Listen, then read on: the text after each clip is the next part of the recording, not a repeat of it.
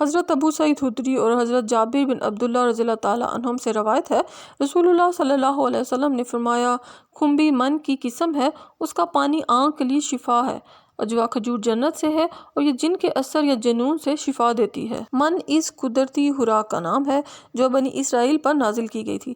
وہ میٹھے دانوں کی شکل میں ہوتی تھی، وہ لوگ حسب ضرورت لے کر استعمال کر لیتے تھے۔ کھمبی کو من اس لیے فرمایا گیا ہے کہ یہ بھی بلا مشقت حاصل ہو جاتی ہے۔ کھمبی کی کئی قسمیں ہیں جن میں سے بعض قابل استعمال ہیں اور بعض نقصان دہ۔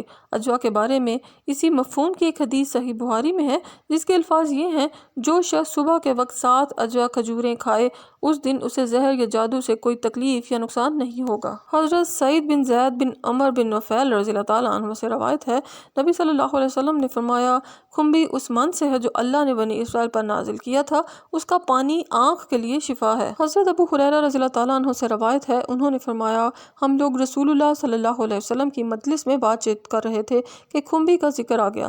بعض حضرات نے کہا، یہ تو زمین کی چیچک ہے۔